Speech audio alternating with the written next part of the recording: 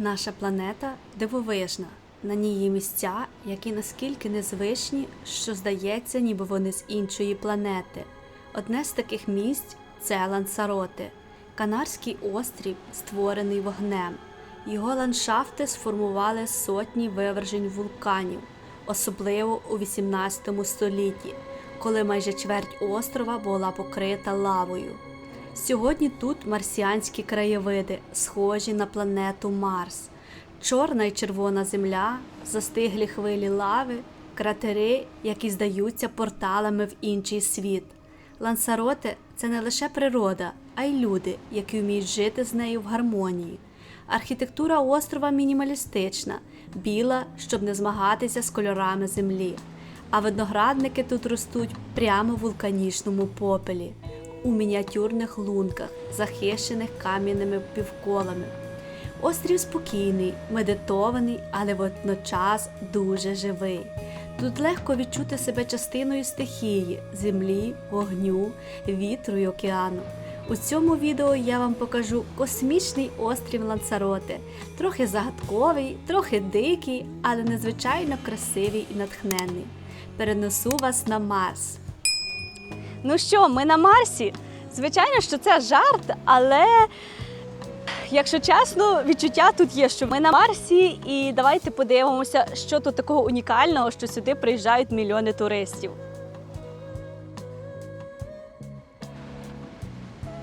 Лансароте є одним з 7 основних Канарських островів, що належать Іспанії, та розташований в Атлантичному океані біля північно-західного узбережжя Африки.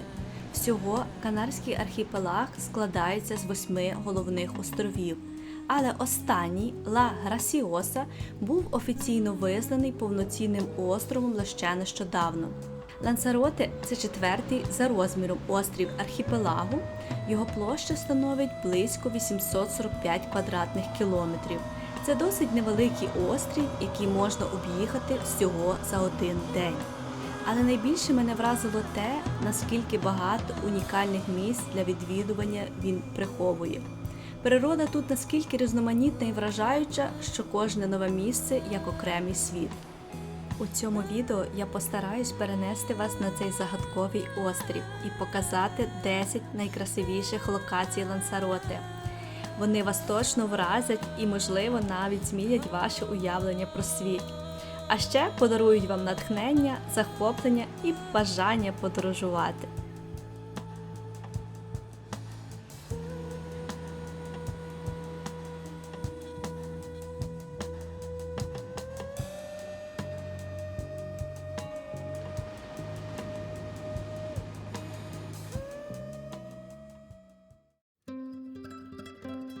На 10-му місці розташувалося селище Тегуїсе. Це невелике, але надзвичайно колоритне місце, розташоване в центрі острова. Тут проживає менше 2000 людей, але селище вражає своєю історією і архітектурою.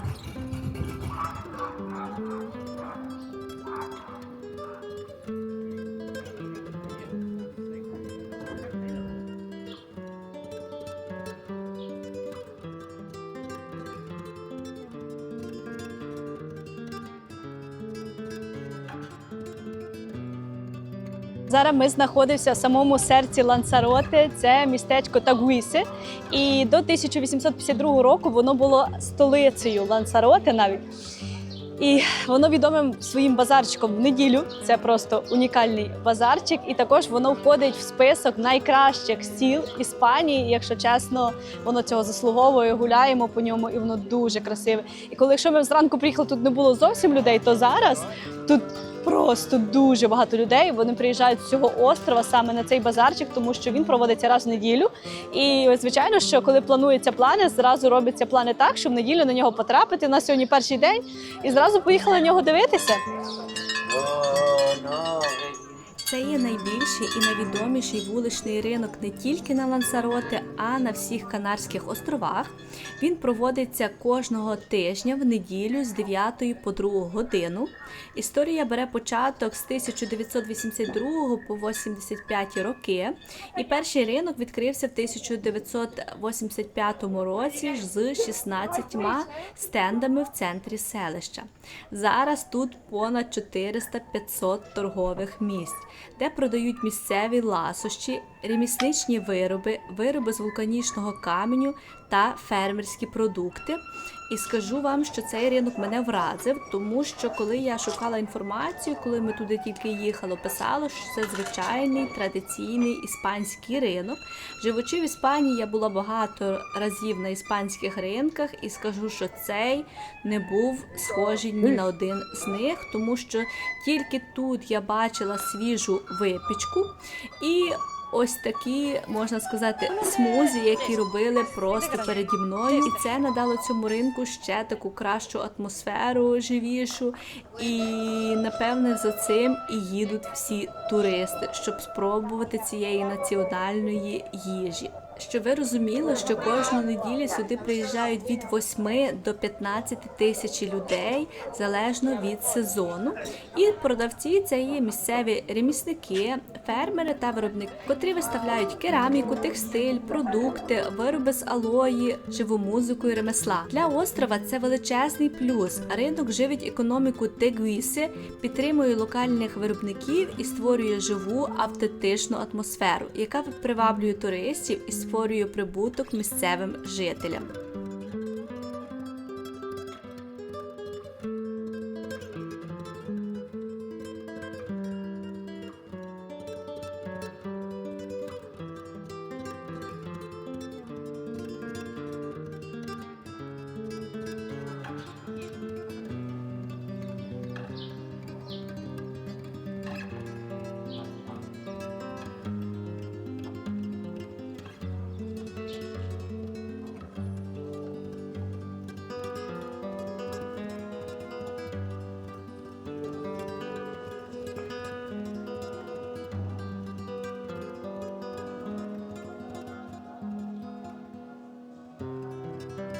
Наступна наша зупинка – це є Чарко Верде. Це є таке зелене озеро, йдемо на нього дивитися. Тут, як ви можете побачити, також дуже багато туристів.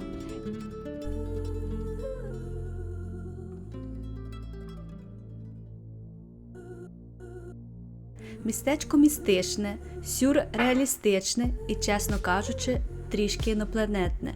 Чарко Верде або Зелена лагуна – це велике озеро, яке розташоване в кратері старого вулкана, прямо біля океану на південному заході острова, поруч із селищем Ель-Гольфо. Це місце вражає своїм яскраво зеленим кольором води. Здається, що це фільтр в Інстаграм, але ні, колір справжній.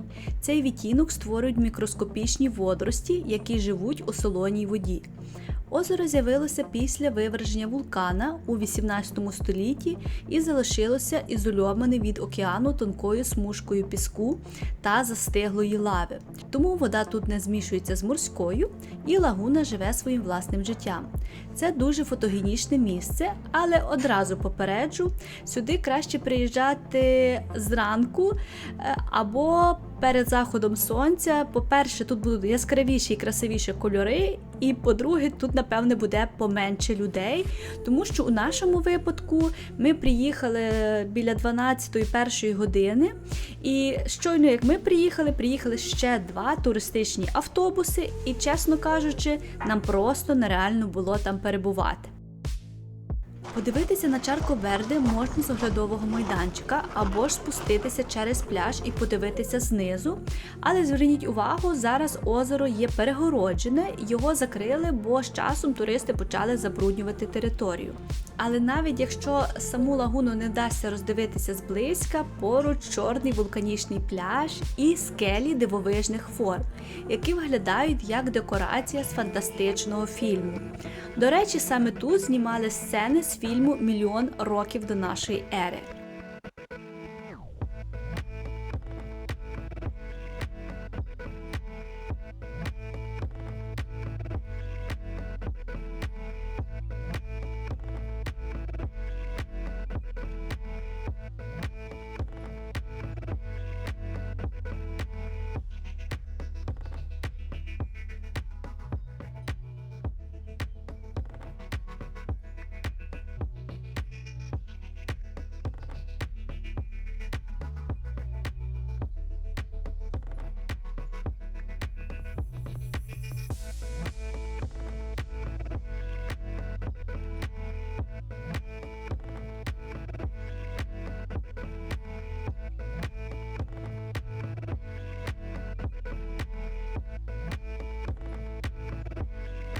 Якщо Чаркос Вердес, там буде багато людей і захочете піти пофотографіруватись, зразу біля магазинчику вниз спуститися, можна побачити таке озерце. Як на мене, дуже красиво, дуже унікально. Ми прийшли і багато туристів за нами прийшло, так що багато часу тут не проведемо.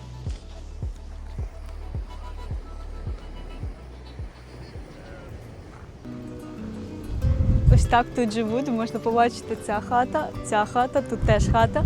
Я так розумію, що це, скоріше всього, зроблено для туризму. І так можна зразу погуляти по селищу Ель-Гольфо, яке знаходиться буквально за декілька кроків, і воно також має свою таку цікаву атмосферу.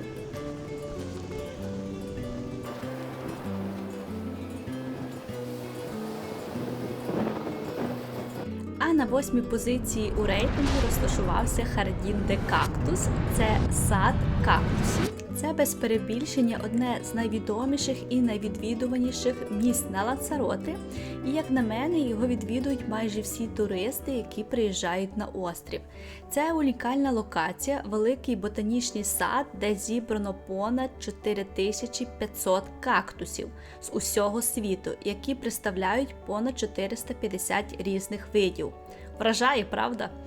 Сад був відкритий у 1990 році, і його створив легендарний художник і архітектор Лансароте Сезар Манріке. Про цю людину я ще пізніше розкажу, бо, як на мене, це сама відома людина на острові. Він перетворив старий кар'єр по видобутку вулканічного попелу на ось таку зелену колючу казку. Сама територія досить велика, побудована у формі амфітеатру з доріжками, лавочками, ставками і навіть млином. Ідеальна для прогулянки, фотосесій і відпочинку.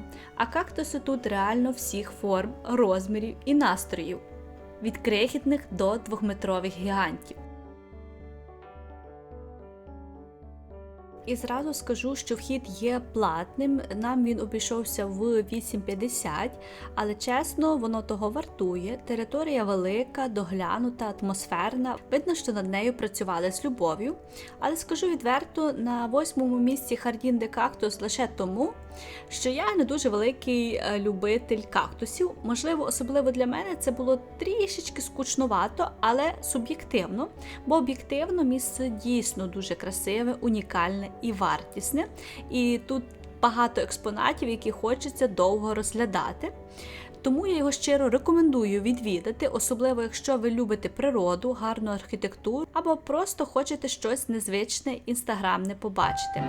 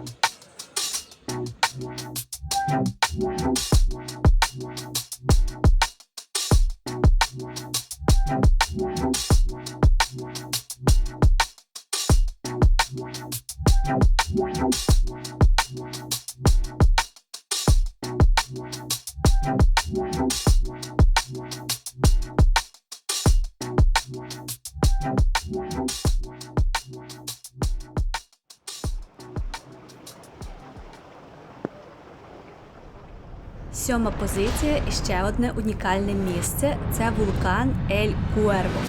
І, чесно кажучи, це одне з тих місць, яке мене особливо вразило. Чим він такий особливий, це тим, що сюди можна не просто наблизитись, а зайти прямо в серце цього вулкана.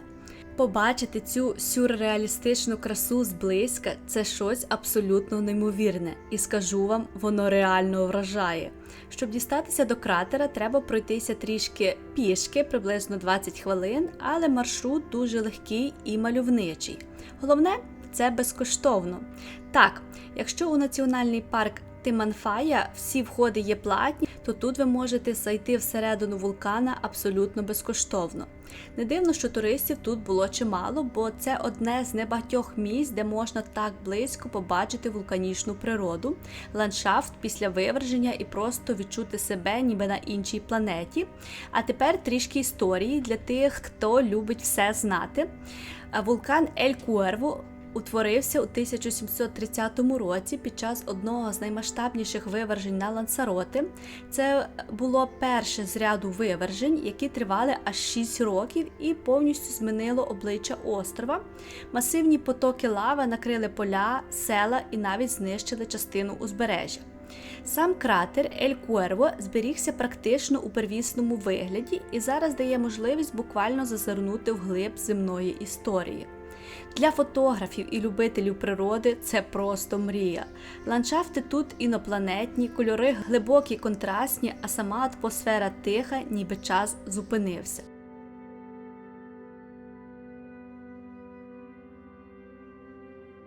І для того, щоб ви ще краще відчули, ви просто уявіть собі, що ви заходите всередину справжнього вулкану.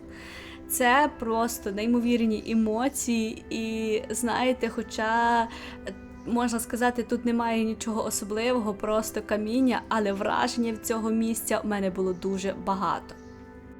Ось можна побувати в лаві всередині. Тут, коротше, дуже низько, можна побачити аж де там десь вершина. Тут дуже такі унікальні каміння, дуже цікаві. Таких, напевно, більше ніде не зустрінеш, тільки де вивергався вулкан. Давай кожному з друзів привеземо по камінчикові. Всім пороздаємо. І скажемо, що це сувенір з Лансарота, щоб вони теж поїхали в Лансарот. І вернули. Так. І, до речі, хочу попередити, що з Лансароти, як і з Тенерифи, категорично заборонено вивозити каміння, пісок чи будь-які природні матеріали. Так, навіть маленький символічний камінчик, який хочеться взяти на пам'ять, може обійтися вам з штрафом до 3000 євро. Так що краще просто зробити фото, ніж ризикувати гаманцем і відпусткою.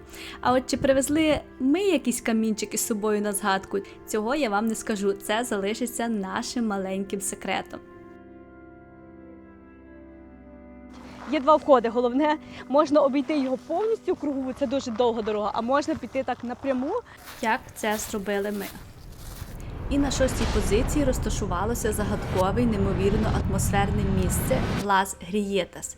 Це місце не схоже ні на що інше на Лансароте. Лас Грієтас у перекладі з іспанської означає «тріщина». І саме цим воно і є.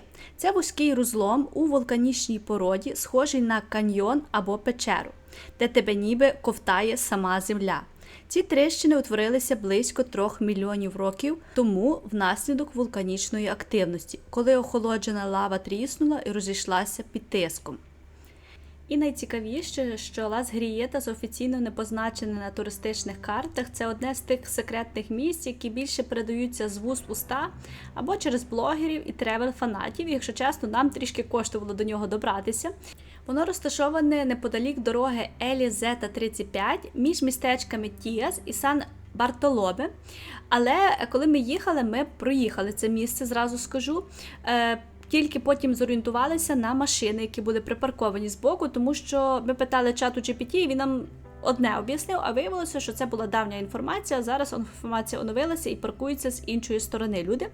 Але потім було ще заплутаніше, тому що ми йшли і йшло ще багато туристів, і всі йшли, не знали куди. Одні йшли поверху, інші понизу. Звичайно, що всі знайшли це місце, але було трішки заплутано. Сам вхід виглядає дуже скромно, просто тріщина в камінні. Її легко пропустити, якщо не знати, що шукати. Усередині ж справжній сюрреалізм. Стіни з чорної лави, які з часом посвітлішали на сонці і мають відтінки коричневатого та червоного кольору. Вузькі проходи, де іноді ледь проходить одна людина. Світло пробивається згори вузькою лінією. Фотографи обожнюють це місце, а в Інстаграм просто вибух популярності. Вхід є безкоштовний, але важливо бути обережним. Під ногами сипле каміння, а стіни досить крихкі. Найкраще проходити вранці або під вечір, коли м'яке світло красиво підсвітлює кам'яну текстуру. Це місце ще не стало масово популярним серед звичайних туристів, але ті, хто сюди приходять, ніколи його не забувають. Це однозначно одне з найатмосферніших і наймістичніших місць на всьому Лансароте. Так, сюди краще приїжджати, коли найменше туристів, але я думаю, що тут завжди багато туристів, тому що ми помітили, всю дорогу йшли люди. І єдине, що є два входи, є згори, є знизу. Ми зайшли знизу, і можна сказати великий плюс, бо на низу якраз саме красивіше. Але зверху, здається, якось легше, напевно, буде спуститися вниз.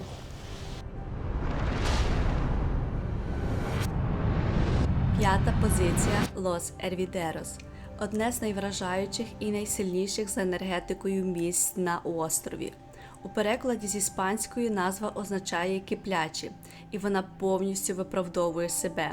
Це узбережжя виникло в результаті виверження вулкана Тіманфая у 18 столітті, коли потоки лави досягли Атлантичного океану. Гаряча лава, стикаючись з холодною морською водою, миттєво застигала, утворюючи химерні скельні утворення та тунелі.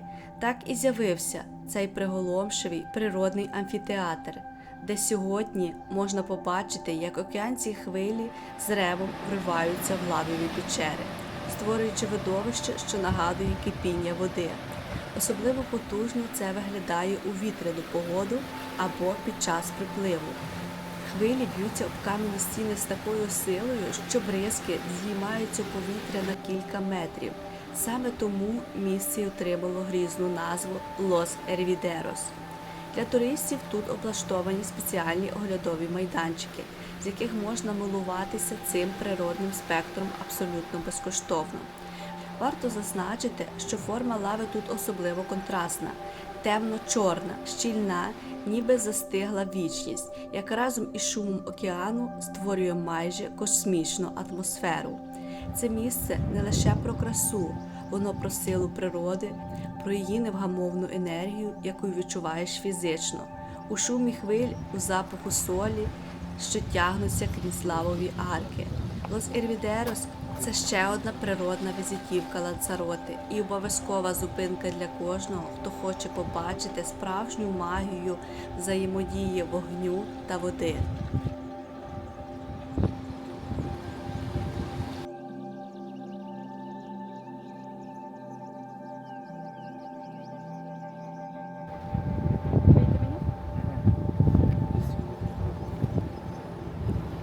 Так, дивіться на цю красу, ну давайте повертаємо камеру.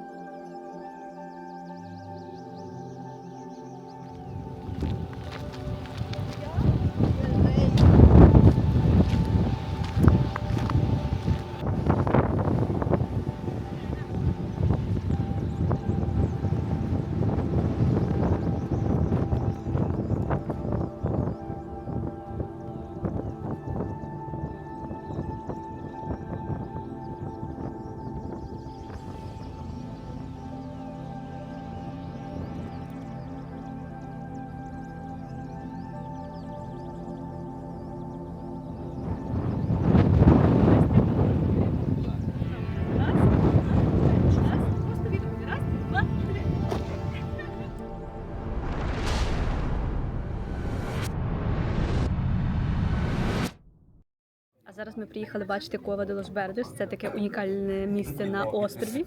І це такі пещери, які зробили вулкани. І знаєте, я думала не їхати сюди, але в мене одна знайома сказала, що тут була, і що тут в кінці якийсь сюрприз чекає, і що це дуже класно. А вона казала навіть на натуральний парк, цей національний, не їхати, а сюди поїхати. Тому приїхали ми сюди. Скажу, що не розрахували трохи з часом, трохи не встигали, але встигли, ще й чекаємо навіть. Туди не можна побачити, як серед ось такої чорної землі, серед каміння, а щось зелене може рости ось там.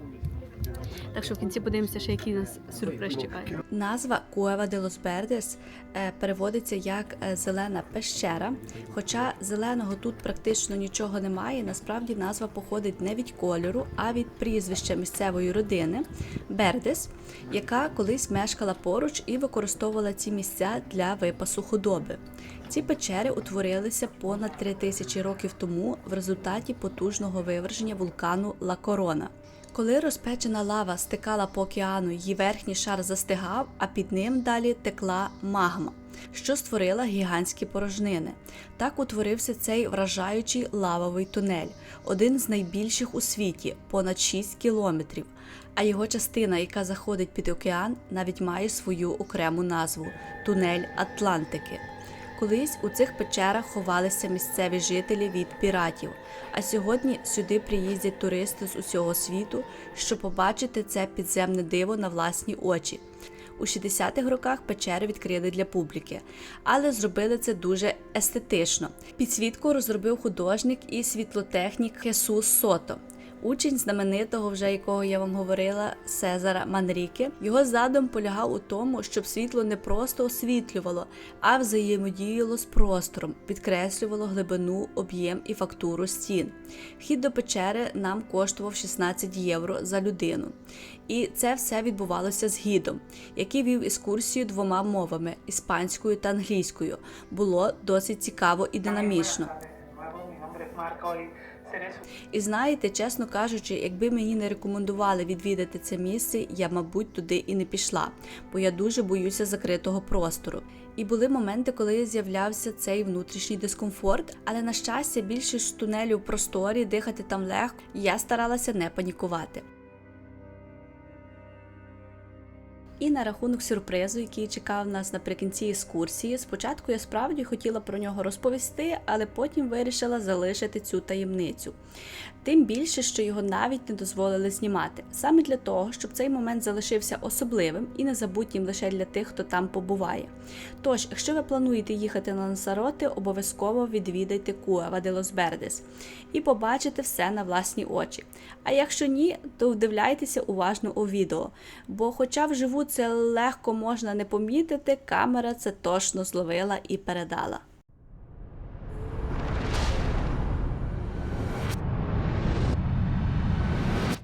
А зараз ми знаходимося в одному з найкращому, можу сказати, мірадорів в Лансароте. Називається Мірадор дель Ріо. І тут просто бомба. Тут можна побачити сусідній острів. Під назвою Ла Грасіоса. Це той самий острів, про який я вже згадувала раніше. Ще зовсім нещодавно він вважався лише маленьким острівцем, частиною архіпелагу. Але в 2018 році Іспанський Сенат офіційно визнав його 8-м островом Канарських островів. Площа острова приблизно 29 квадратних кілометрів, а населення всього близько 730 осіб. Тут немає асфальтованих доріг і головний транспорт – це велосипеди або піші прогулянки. Це місце живе у своєму ритмі – простому, тихому, майже безтурботному. Його визнання островом було важливим кроком для захисту природи, підтримки місцевих жителів і збереження унікального стилю життя. А тепер давайте трішки про сам оглядовий майданчик. Звідси ми милуємося цим краєвидом. Мірадор дель Ріо – це без перебільшення один з найвражаючих оглядових майданчиків у світі. Він розташований на північному краю Лансароте на висоті майже 475 метрів над рівнем моря і буквально вбудований у саму скелю. Цей унікальний архітектурний об'єкт був створений між 1971 і 1973 роками за проєктом Сезара Манріке, місцевого художника, який усе своє життя присвятив гармонійному поєднанню природи і архітектури.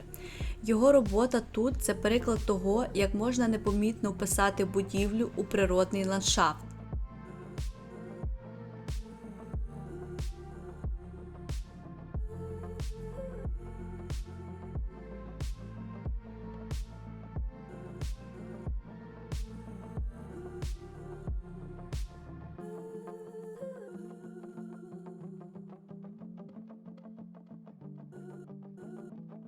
Майданчик майже не видно ззовні.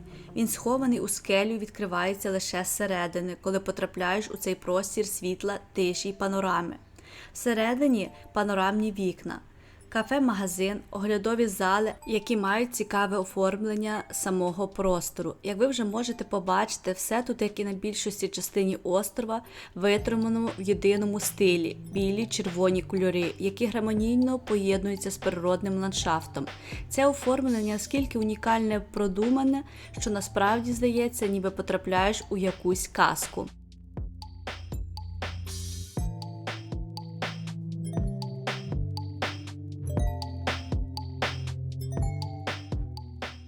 Особливо вражає, що на другому поверсі є ще один оглядовий майданчик. Тут якось небезпечніше виглядає. Він розташований трішки вище, і звідси відкривається ще ширший, ще більш захоплюючий краєвид. Цей другий майданчик не просто дублює перший, він дає зовсім інші відчуття простору, висоти й навіть певної величі. Обидва майданчики – це не просто точки огляду, це частина великої ідеї, де архітектура зливається з природою, створюючи неймовірний досвід для кожного, хто сюди приїжджає.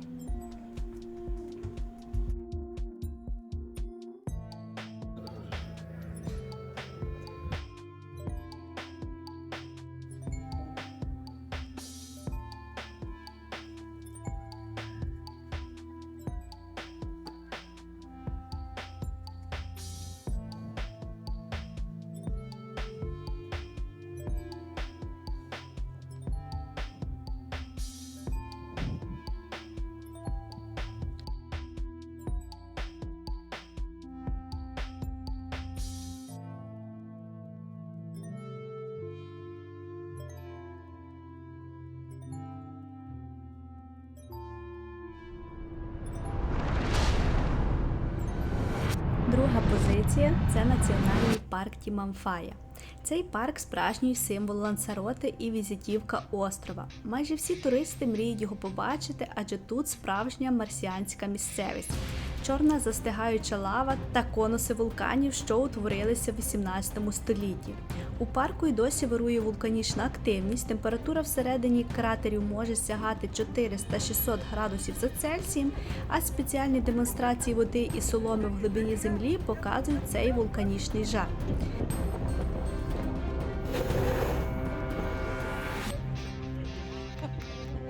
Але треба розуміти, що на своїй власній машині ви там не можете пересуватися, там є для цього спеціальні автобуси, які возять по парку і показують ці самі туристичні зони. Вхід на момент, коли ми там перебували, коштував 22 євро за людину, але також є альтернативи, безкоштовні.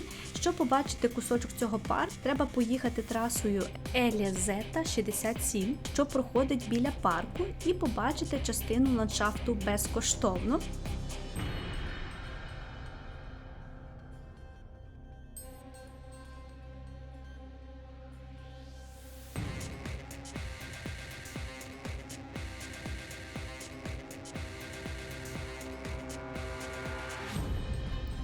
А ще, їдучи цією трасою, можна зустріти верблюдів, вишукуваних уздовж ландшафту.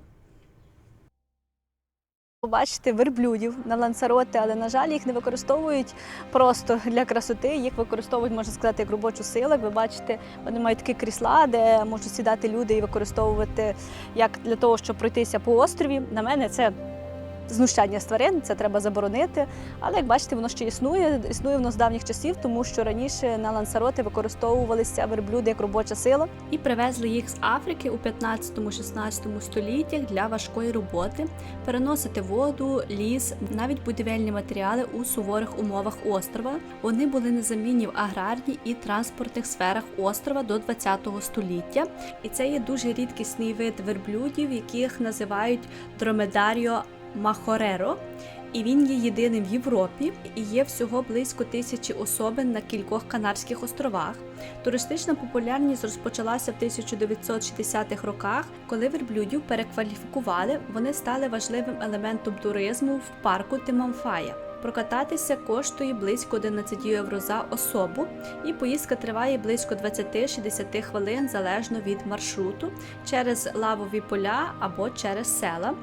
З одного боку, завдяки туризму ці верблюди взагалі ще існують. Бо якби не було попиту на такі прогулянки, то, можливо, цей вид взагалі зник би на острові. Туризм допомагає утримувати їх, доглядати, годувати, розмножувати. І в цьому сенсі це навіть добре. Вони живуть, вони не залишені, про них дбають.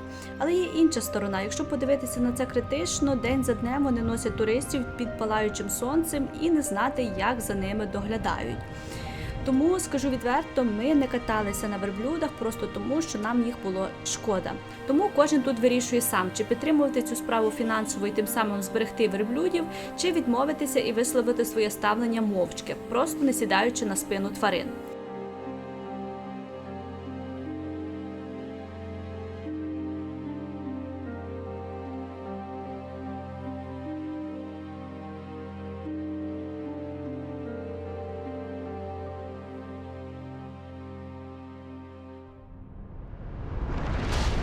І на першому місці у нас Лаго Мар. Це одне з найвражаючих місць на Лансароте. І перше, про що я хочу сказати, хто стоїть за його створенням. Саме з цієї людини все й почалося. Лаго Мар – це ідея Сезара Манріки, людини, про яку я вже згадувала не раз, і не дарма. Він той, хто буквально сформував обличчя цього острова. Саме Манріки перший побачив потенціал у старому вулканічному кар'єрі і почав перетворювати його на справжній витвір мистецтва. Місце, яке поєднує природну красу з людською уявою. Щоб ви розуміли, хто такий Сезар Манріки і чому про нього тут скільки говорять, він художник, архітектор, скульптор, дизайнер і великий захисник природи. Народився на Лансароте у 1919 році. Його філософія була простою, але глибокою. Архітектура має зростатися з природою, а не руйнувати її. Саме завдяки йому Лансароте сьогодні такий, яким ми його бачимо. Низькі білі будинки, жодних рекламних щитів, мінімалізм, гармонія, простір, туризм, який не знищує, а надихає. Його роботи – це не просто архітектура, це стиль життя. До речі, навіть на машині, яку ми знімали тут, був напис «Сезар Манріки». Його тут справді поважають, його ім'я – частина культурного коду острова. А тепер повернімося до самого Лаго Мар. Це не просто музей, це лабіринт, видовбаний у лавовій скелі, з тунелями, арками, гротами, терасами, білими стінами, водою, зеленню. Будівля, ніби простора з каменя, стала частиною ландшафту. Коли ти там, здається, ніби хтось справді тут жив. Є спальня, ванна, салон. Усе виглядає так, ніби господар от-от повернеться.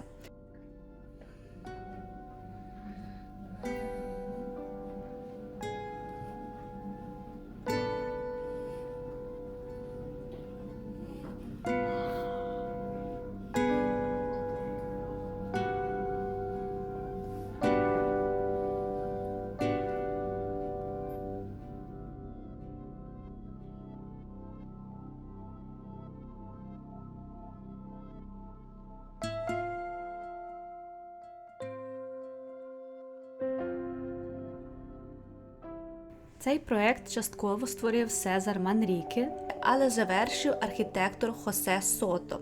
За легендою, дім навіть був у власності голлівудського актора Омара Шарифа. Хоча кажуть, що це більше легенда, ніж факт. Чим ще унікальний Лаго Мар? Тут є бар і ресторан, буквально вбудовані в лавову скелю. Ми мали змогу посидіти в цьому барчику за столиками, оточеними біло-коричневими стінами в неймовірній атмосфері. Тут усе виглядає так, ніби ти не в реальності, а в якомусь кіно. Відчуття було, ніби ми потрапили у справжню казку або навіть в інший світ. Це був не просто бар, це було як частина казки, вбудована в скелю. Якщо ви плануєте їхати на Лансароте, то це одне з місць, яке я рекомендую відвідати.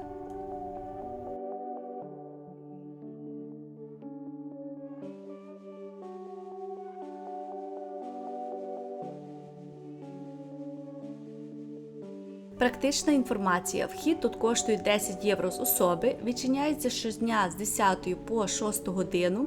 Є Ресторан, який працює на обід і вечерю, дуже популярне місце серед туристів, хоча знайти його не так просто, реклами майже немає.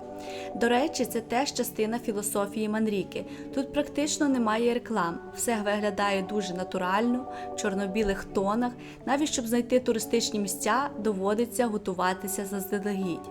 І на завершення, Логомар – це не просто музей чи будинок, це гармонія людини з природою, це спадщина Манріки, його мрія втілена в камені.